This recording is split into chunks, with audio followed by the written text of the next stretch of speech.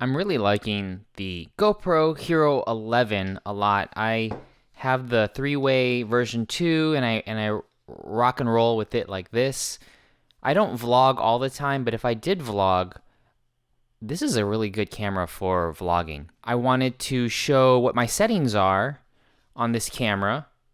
And what I normally just leave this camera on when I'm walking around and doing some everyday lifestyle stuff. So I always shoot in the cinematic mode at 5.3K at 30p. Sometimes I go 24 if I want to do more cinematic or if I want to do slow-mo. So I go here and let me show you the settings I have. So it's 5.3 30p. I leave the lens on linear because I don't like the wide distorted look. Hyper smooth I always keep on when I'm handheld because it's like a gimbal. The handheld, the stabilization is amazing on these GoPros.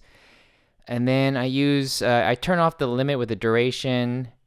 Then here, no timer, that a Pro Tune I turn on. The benefit of the GoPro 11 compared to all the other GoPros is that this GoPro can shoot at 10-bit. It's still 420, but it's at 10-bit, so the colors are more vibrant.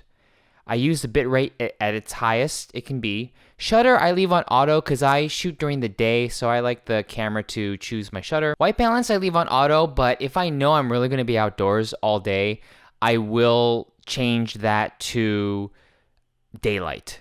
But in all the test footage you're going to see, these are the settings that I've used. And then here, the max ISO is 1600. The sharpness I always keep at low because I can always sharpen in post. But what the footage you're going to see, I have not touched at all. No color grading whatsoever. No sharp post sharpening. It's all directly from in camera. Color, I like the natural. If I were going to color correct, I would change the natural and I would go more on the flat color. But I really like the natural. I don't like the vibrant. I think the vibrant's too much. But the natural, I set it that way, and the footage you're going to see is all set on natural. Raw audio, I turn off because I don't need that. The wind, I turn off. So the footage you're going to see, you might hear the wind noise. And to prevent that, in another video, not this video, but in another video, I just purchased these, they're called the Wind Slayer. It's a foam that goes over the entire GoPro, which I think is a little strange, but it goes over the entire GoPro. This is the two package one, and it's supposed to suppress all of the wind noise without having to turn the wind reduction on.